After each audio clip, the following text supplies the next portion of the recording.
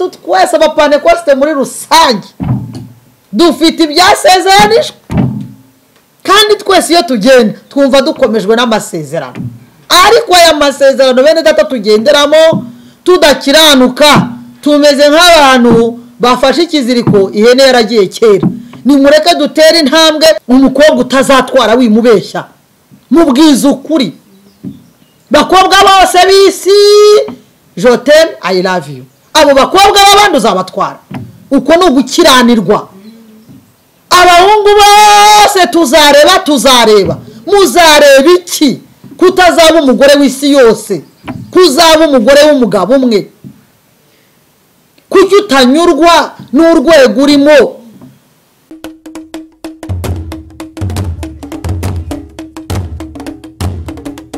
ndabaramukije bene data duhuriye kuri channel ya Claire Talk Show ndabaramukije mu izina rya Yesu kandi mbaha ikaze kugira ngo dusangirire hamwe ijambo ry'Imana.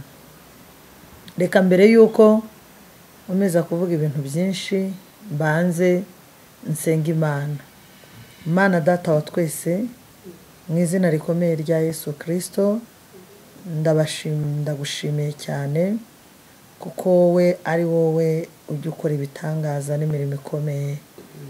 Ndashima cyane ko wadukunze ukaduha Yesu Kristo kugira ngo ajye ku musaraba twe kurimbuka. Mu izina rya Yesu Kristo ndasabye ngo amaraso ya Yesu yongera tweze twese njye ugiye kuvuga ibi ndetse n'undi muntu wese uri bunkurikirane mu izina rya Yesu Kristo. Ijambo ryawe ritubere umucyo nitabaza rimurikira ibirenge byacu mu izina rikomeye rya Yesu Kristo. Amen. Bene data nishimiye cyane uyu mwanya ariko mbere ya byose reka nshimire bene data bayoboye iyi channel kuba baratekereje bakabona ko bikwiriye ko mbasha kubona uyu mwanya wo kuza kuvuga ijambo ry'Imana. Ndishimye cyane kandi ndanezerewe kubwo kubona uyu mwanya. Ubundi muri iyi minsi y'imperuka ya nyuma ijambo ry'Imana riragenda ribingume abantu kuryitaho kurishakira uburyo bwose ryavugwa cyangwa baryumva ni ikibazo gikomeye cyane. Ariko nshimiye Imana ko hari n'abandi bantu bafite iyi nzara n'inyota yo kubwiriza ubutumwa bwiza kandi hari n'abandi bafite inzara n'inyota yo kumva ubu butumwa. Imana ishimwe. Reka rero duhuze umutima dusengere muri iri jambo. Nubwo ngiye kuribwiriza ndaza kurikuramo isengesho tuza gusengeramo twese. Impamvu mvuze ngo duhuze umutima dusenge nuko nzi neza yuko iri jambo riza kuvamo ibintu byinshi tuza kwifashisha dusenga kandi tuza kwifashisha tuzana impinduka mu buzima bwacu. Reka turyumve niturangiza kuryumva turaza no mundi kurisengeramo. Numvise muri geri byiganiramo rimeze nk'ubuhanuzi buhindura kandi ubuhanuzi bushobora kudukura ku rwego twese yaba njye urivuga yaba mwe muri buze kuri kumva no kurikurikirana. Kadusoma Itangiriro ibice 7 umurongo waho umwe haravuga ngo Uwiteka abwira Nowa ati injirana mu nkuge nabo mu nzu yawe mwese kuko ari wowe nabonye ukiranuka mu maso yanjye muri iki gihe. Amen. Iri jambo rero rishingiye kuri iyi nyito numvise umwuka beranyobora ivuga ngo ambara imbaraga zo gukiranuka maze urindwe. Ambara imbaraga zo gukiranuka maze urindwe. Ambara imbaraga zo gukiranuka maze urindwe. Turaza no kwifashisha irindi jambo riri mu Bakorinto ba 2 ibice byaho 7 naho umurongo wa mbere. Reka turisome. Abakorinto ba 2 ibice 7 umurongo waho wa mbere. Abakorinto ba 2 ibice 7 umurongo waho wa mbere. Atute naho tuhasome. Haravuga ngo nuko bakundwa ubwo dufite ibyo byasezeranijwe twiyezeho imyanda yose y'umubiri n'umutima tugende twiyejesha rwose kubaha Imana. Imana itugirire neza. Bene data, nagira ngo mbabwire ko iyi si iriho iragenda idukururira cyane kuva mu ishusho Imana yateguye ko abayo tugomba kubamo. Uko isi irushaho guhinduka, uko ubuzima burushaho kuba bubi, niko imitima yacu irushaho kwandura, ni nako imitima yacu irushaho kugira ibizinga. Ariko nagira ngo mbabwire uyu munsi, bene data bakundwa, ko Imana ishaka kandi ikeneye kubona abantu bakiranuka. Nimvuga gukiranuka, ubu hari imyizerere myinshi cyane igenda ivuga kuri iri jambo gukiranuka. Bamwe bakavuga ngo Yesu Kristo kuva yaza abamwizeye barakiranutse, byararangiye, nibikorera ibyaha uko bumva bashaka. Ariko Paulo yandikira Abaroma, nubwo tutasoma ibice 6 umurongo wa mbere, aravuga ngo nuko tuvuga iki? Mbe dukomeze dukora ibyaha kugira ngo ubuntu busage? Oya, arasubiza ngo ntibikabeho. Ntabwo twebwe abamaze kumenya Imana tukakira Yesu Kristo umwami n'umukiza dukwiriye gukomeza kwikorera ibyaha. Hari igihe umuntu asanga afite ikintu cyamwizingiyeho, cyamubayeho karande, ariko icyo kintu gikwiriye guhora kikubabaza igihe cyose ugikoze, kandi ugasaba Imana kugira ngo Imana igushoboze kukinesha no kukivamo. Iyo niyo nzira bita inzira yo gukiranuka. Gukiranuka turi mu isi biragoye cyane, ariko birashoboka, kuko hariho abantu nkatwe babashije kubikora kandi babigezeho. Dusomye ijambo ry'Imana mu gitabo cy'Itangiriro ibice 7 umurongo wa mbere, ahavuga ko Nowa Imana yamurebye iramwitegereza mubo mu gihe cye. Bibiliya avuga ngo imaze kumureba ngibona n'umuntu kiranuka, ngo imugenera uburinzi. Reka nkubwire, ijisho ry'Uwiteka aho ujya hose, ibyo ukora byose rikugendaho. Iyo wamaze kwakira Yesu Kristo umwami n'umukiza, ijisho ry'Uwiteka rikugendaho. Aho ujya hose Imana ikareba ko mu mirimo yawe, mu byo uvuga, mu byo ukora umunsi ku wundi, ugerageza kubahiriza amahame n'amategeko yayo. Numara kubahiriza amahame n'amategeko y'Imana, icyo gihe Imana igutekerezaho kandi Imana ikakugenera igeno ryayo rigukwiriye. Byo nibyo bivuze ngo gukiranuka, ukiranukira Imana, bihinduka imbaraga zituma Imana ikunezererwa, yamara kukunezererwa ikagushyiraho uburinzi bwayo. Natangajwe n'iri jambo cyane ryo mu Itangiriro. Bibiliya ivuga ngo Imana imaze kwitegereza Nowa, imaze kubona ko akiranuka, Imana yamugeneye uburinzi. Kusi icyo gihe yari yanduye, kandi Imana yayifatiye umwanzuro w'uko igomba kuyirimburaza umwuzure, kwa amazi azaza akarimbura isi, kandi abantu bose bo muri iki gihe Imana ikabarimbura bose, hanyuma igashyiraho abandi bantu bashya bari mu bushake bwayo kandi bazubahiriza amategeko yayo. Ariko irebye Nowa ngibona arakiranuka, ibona mu mahame n'amategeko Imana yari yarahaye Abisirayeli, Nowa aragerageza, ngo bituma Imana imushyiriraho cyangwa se imugenera uburinzi. Haleluya.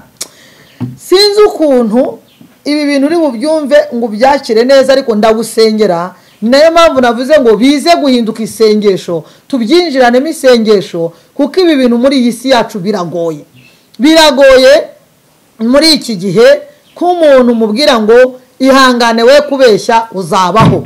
Biragoye ko umuntu mubwira muri iki gihe ngo ihangane we gusambana Imana izagutunga. Biragoye ko umuntu mubwira muri iki gihe ngo ihangane we kwiba kandi ufite inzira zose wakibiramo ngo ukire. Hari n'abantu babigize imvugo bajya bavuga ngo iyo utibye ntukira. Nyamara birashoboka kushobora gukira utibye.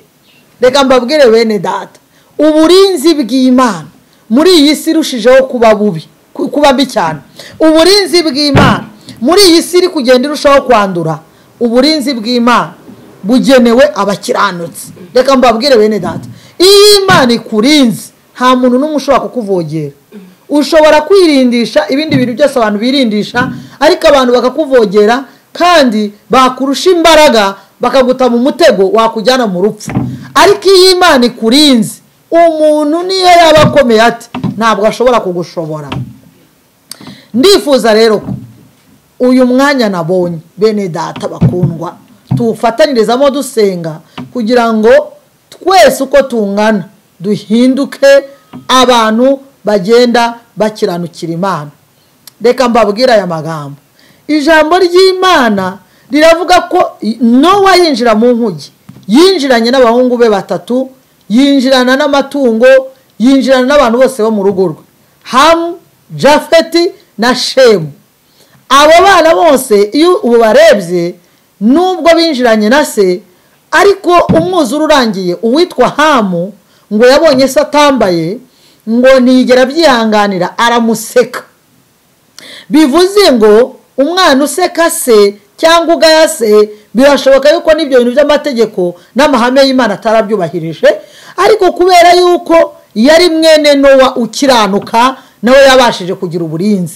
Nagira ngo mubwire ngo nukiranuka mu muryango wawe ukubaha Imana ukayumvira, hari ibintu byiza bizaba no kuri bene wanyu no ku muryango wawe nubwo batazi Imana. Niwubaha Imana ukayiha umutima, ukayiha ubuzima, ukayiha ibyawe, ukemera pe, nagira ngo mbabwire ngo kamere yo muri twebwe ntabwo ijya yishima iyo umuntu atayemereye gukora ibyaha. Uzababara pe, uzababara igihe cyose umuntu azaza akagutuka ufite ururimi rwo kumusubiza, ashobora no kuba kurenganya ntubashe kumusubiza. Uzumva unaremerewe cyane igihe cyose uzajya kubona ukabona umuntu arakurenganya ufite ukuri. Ariko nashaka kugira ngo mbabwire bene data, iki ni igihe cyacu abana b'Imana, abavuga Imana, ko twambara imbaraga zo gukiranuka, twambara imbaraga zo gukiranuka, tuve mu byaha. Twabaye iciro ry'imigani. Abantu baravuga abantu basenga, bavuga abantu basenga, abantu bagahita bumva abantu babeskro, abantu bagahita bumva abantu bagiye gushaka amafaranga. Niba uyu munsi ndi kuri icano ya Claire Talk Show, ntabwo nazanywe no kugira ngo ngire indonke. N'uwayishyizeho ntabwo yayishyizeho kugira ngo abe ariyo yaba igitunga umuryango. Turi hano kugira ngo twamamaze ubutumwa bwiza bwa Yesu Kristo. Turi hano kugira ngo tuvuge Imana yatugiriye neza, yadufashije, yatuzamuye, yatuzahuye, n'abatayizi bayimenye. Njya mbabara njyewe cyane iyo ndebye ibyishimo n'umunezero mbonera mu gakiza, nkatekereza abantu batari mu gakiza ukuntu bamerewe, ngumva ndaremerewe. Hariho n'ikindi kintu kijyana none kimbabaza, iyo mpuye n'ibigeragezo ngahura n'ibibazo nkabona ukuntu ndi gusenga nkagenda nduhuka, ndavuga ariko iyi si kirushaho kuba mbi. Abantu batazi Imana iyo bahuye n'ibimpuye nabo babigenza bati, babyifatamo bati, ese baryama bati, ese babijera bati. Ndabyibaza nkumva ndaremerewe, nkumva ahantu hose nshobora guhagarara nkarangurura nkabwira abantu iby'ubu butumwa bwiza, ni ukuri nabivuga. Reka mbabwire iri jambo wenda koko ritugeraho twese, yaba abazi Imana yaba batari bayimenya. Nagira ngo mbabwire ngo twebwe abazi Imana nimureke twambara imbaraga dukiranuke rwose, kuko uburinzi bw'Imana bugenerwa abakiranutsi. Dusomye hariya mu Bakorinto twahasomye ijambo rikomeye, ijambo rivuga ngo nuko bene data ubwo dufite ibyo byasezeranijwe twiyezeho imyanda y'umutima, tugende twiyeza, tugende twikuraho imyanda yose y'umubiri n'umutima, kandi tugende ngo twiyezesha rwose kubaha Imana. Imyanda y'umubiri, imyanda y'umubiri ni iyi, ni bya bindi byose ukoresha umubiri wawe ukiranirwa, amaboko yawe kuyarambura wiba iby'abandi, uriganya iby'abandi, umunwa wawe kuwukoresha usebya abandi, usenya abandi, ubateranya, ibirenge byawe kubijyana mu nzira zitubaha Imana. iyo umutima ni bya bintu birwanira muri wowe biba bikubwira gukora ibintu bibi, kambirira nabi, abaguhemukiye bose urababitse, ntushaka kubababarira, inzika y'igihe kirekire. Kambabwire, umuntu ashobora kukubabaza koko bikakubamo, ariko rwana no kugira ngo bya bintu umuntu yakubabaje bikuvemo, kubera ko ibi ni intambamyi zikomeye zituma utabasha kugaragara uri umukiranutsi imbere y'Imana. Bene data bakundwa, nagira ngo mbabwire ngo aya magambo uko nayavuga kose uyumve, umenye neza ko Imana igira ibintu ikunda, igira n'abantu yitaho, igira n'abantu igenera uburinzi. Ushobora kumbwira utari ko se ko tudakiranuka, ko twinywera, twisindira, twisambanira, hari ubwo isi yari yatugwaho, hari ubwo se twari twagira ikibazo. Uburinzi bw'Imana buri hose. Reka mbabwire, uburinzi bw'abantu bakiranirwa n'uburinzi bw'abantu badakiranirwa buratandukanye. Uburinzi bw'abakiranutsi bubarindira kuzabona ubugingo buhoraho. Uburinzi bw'abapagani cyangwa batazi Imana bubarindira kugira ngo bazagere kuri wa munsi wo kwihana, ariko nibatihana bazarimbuka. Haleluya. Bene data, iri jambo numvise umwuka wera nsunika kuba ari ryo navuga uyu munsi, ariko numva umutima wanjye uguwe neza niyo ndimo ndivuga, cyangwa n'ubundi ho ndarivuga na mbere ni kuritekerezaho. Numvise umutima wanjye ugenda ubohoka kandi ukira. Nawe wawe ukire, wakire gukira kuva mu mbaraga zo gukiranuka. Ndagusabira, ushobora kuba ufite ibintu byinshi wagiye urwana nabyo, by'ibibazo, by'ibigeragezo, by'intambara nyinshi, ukabona bitakuvaho, ariko nagira ngo nkubwire ngo uyu muntu wambaye imbaraga zo gukiranuka niyo yabaca mu bigeragezo. Haleluya. Ntabwo asa n'abandi. Iyo umuntu ari umukiranutsi niyo ashonje ntago wamureba ngo umufatanye n'umuntu ukiranirwa adasonje. Uyu muntu Imana iramuhisha, ashobora no kuba nta mafaranga afite kubera yuko arinzwe n'Imana, ukajya ubona ukabona n'umukire ukajya no kumuguza. Uyu muntu wambaye imbaraga zo gukiranuka Imana imuhozaho ijisho, urubyaro rwe afite abana Imana irarurinda, niyo yaba ari urubyiruko akaba atari yagira umuryango Imana imuha ihumure, kamwereka ejo he hazaza. Abantu muri iyi minsi baragenda ejo habo hazaza batafite icyerekezo, ariko abakiranutsi dufite icyerekezo cy'ejo hacu hazaza. Nagira ngo nkubwire ngo nicyo nafite none ejo nzakigira, kandi nagiye mbona n'ibindi bintu byinshi mu gihe cyose nagiye ntera intambwe yo gushakisha imbaraga zo gukiranuka. Nagira ngo nkubwire ngo gerageza utere iyi ntambwe, gerageza Satani yigushuka yikubeshya. Ibi nibyo bibanza, kwihana ibyaha no kureka ibyaha nibyo bibanza, ibindi byose uzabibona. Ushobora kuba uri n'umubwiriza butumwa nkanjye, gerageza ube wanagabanya ibyo ubwiriza, ariko utere intambwe yo gukiranuka. Ushobora kuvuga byinshi, ubwira abantu, ukazasanga wibohesheje imigozi, kuko ibyo tubwiriza n'ibyo twavuze nitutagerageza kubigenderamo no kubikora bizatubera urubanza. Rero narinje kubabwira, haleluya, kandi narinje ngo dufatanye nk'abakristo bene data, dufatanye twese twambara imbaraga zo gukiranuka. Bibiliya irabivuze neza, iravuze ngo bakundwa ubwo dufite ibyo byasezeranijwe. Abarokore twese, abakristo twese, abapantekoste muri rusange dufite ibyasezeranijwe, kandi twese iyo tugenda twumva dukomejwe n'amasezerano. Ariko aya masezerano bene data tugenderamo tudakiranuka, tumeze nk'abantu bafashe ikiziriko ihene yaragiye kera.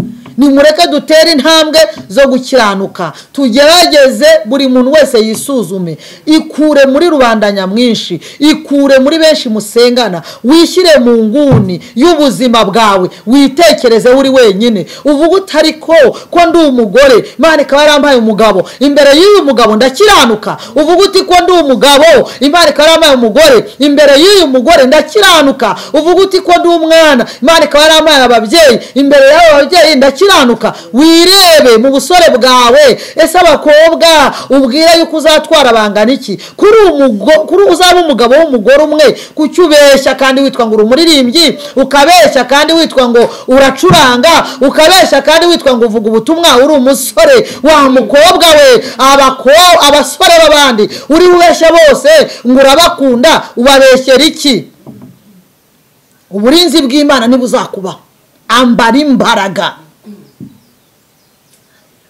zo gukiranuka ambara imbaraga zo gutunganira Imana umukobwa utazatwara wimubeshya mubwiza ukuri bakobwa bose bisi je t'aime I love you abo bakobwa b'abandi uzabatwara uko no gukiranirwa abahungu bose tuzareba muzareba iki kutazaba umugore w'isi yose kuzaba umugore w'umugabo umwe kuki utanyurwa n'urwego urimo ishyari rirakuzuye amagambo arakuzuye kubeshyera abandi birakuzuye twambara imbaraga zo gukiranuka bakundwa b'umwana bene data mutari mwakira Yesu Kristo nk'umwami n'umukiza reka mbabwire ko ijuru ry'abana b'Imana rihari kandi rizajyamo abakiranutse wihano uyu munsi uhindukire wakire Yesu Kristo nk'umwami n'umukiza uhindukire ureke ibyaha nibwo uzabasha kubona ubwami bw'Imana reka abantu bose kubeshya ngo nanjye ndasenga ngo reka nanjye ndasenga ngo nese sinjya muri ADPR nese sinjya muri ngo muri Zion ngo reka ndasenga ngo reka nanjye ngo ndusengera hanaha turi hano kuri icano twese tuhaza tuvuye mu matorero atandukanye nubwo ntavuze idini nsengeramo cyangwa itorero nsengeramo ndi umukristo wo mu itorero rya ADPR mu itorero rya CGM ubu twabaye ibyo bita itorero ntago tukiri ibyo bita za umudugudu byarahindutse ariko niho mbarizwa ndi umuvuga butumwa muri ADPR ariko ibyo ngibyo ntabwo ari byo nazanye kubabwira ngo mureke dukiranuke n'abatari binjira mu itorero iryo ari ryo ryose nimwakire Yesu Kristo umwami n'umukiza mwihana ibyaha mu kiranuke natwe abakozi b'Imana nanjye uvuga dukiranuke Imana yacu irakiranuka irashaka kugendana n'abakiranuka Imana ishimwe cyane abankurikirana ku isi yose ahantu hose murabizi neza nkunda abantu n'abanzi cyane murabizi ndi umuntu ukunda abantu mba numva nababwira utuntu tworoheje utuntu tubanyuza umutima utuntu two kuborohereza ariko muri iyi minsi ndi kumva Imana imbwira ngo Ngabire Esther kiranuka kandi mbwirira abantu banjye bakiranuke abantu bareba barasaba uburinzi indwara z'ibyorezo zaraje ziraduka n'izindi ziraje zaduka ko turi mu bihe by'imperuka ntabwo turi buhindura ibihe ibi byose birimo biraza ntagira umuntu bikura umutima ngo bimukange izi ndwara zose mubona zaravuzwe ko mu minsi y'imperuka hazaza indwara z'ibyorezo izo ndwara zizaza kandi zizabaho ariko narinje kubabwira ngo bimbeze bite ko Imana izarinda umukiranutsi uhagaze ni byiza kwikingira gufata inkingo z'indwara ariko reka nkubwire ushobora kutarwara ukarwaza umwana ukarwaza mwene wanyu utarabonye n'urwo rukingo ariko n'uburi umukiranutsi Imana izagirinda abantu bawe mu buryo bwose ushobora no kutarwara iyo wikingije ukarwara indi ariko reka mbabwire uburinzi bw'Uwiteka buri ku bantu bakiranuka uburinzi bw'Imana buri ku basore bakiranuka uburinzi bw'Imana buri ku bamama ababyeyi dukiranuka mugerageze aho Imana yabakize ni icyizere Imana yabahaye abo yahaye abagabo ni icyizere yabahaye abo yahaye abagore ni icyizere yabahaye atwe yahaye agakiza yatugiriye icyizere iravangwa aba bantu banje reka mbatoranye mbavane mu isi y'abapagani mbahagakiza kiranuka uhagaze kiranuka Imana izabikubaza kiranuka ese kabagukorera mu rugo bakubona imitima ikabavamo abana bakakubona imitima ikabavamo umugabo agahunga banatekereje gutaha uri urambwira ngo urasenga iki ntacyo usenga kiranuka banza wikosore. ubwo butumwa uriho uravuga ukabuvuga umugabo wawe arara ku nkeke ni butumwa nyabaki? ubwo butumwa uzavuga umugore wawe adasinzira ubwo ni ubutumwa buhe? Yesu ajya kujya mu ijuru hari ijambo yakundaga gusubiramo, haleluya, yakundaga gusubiramo iri jambo rivuga ngo mbahaye amahoro, mbasigiye amahoro, mbahaye amahoro, amahoro yanjye ndayabasigiye. niba udaha abantu amahoro kiranuka, uri umugabisha w'amahoro, wowe umukiranutsi. ahura abantu bagomba kubona ubuzima bakishima. ubwibone ni wowe ubufite, ubwirasi sinakubwira. aho ugeze urakandagira abantu. ese ibyo bintu wari ubifite? ntabyo wari ufite, ni umugisha Imana yaguhaye.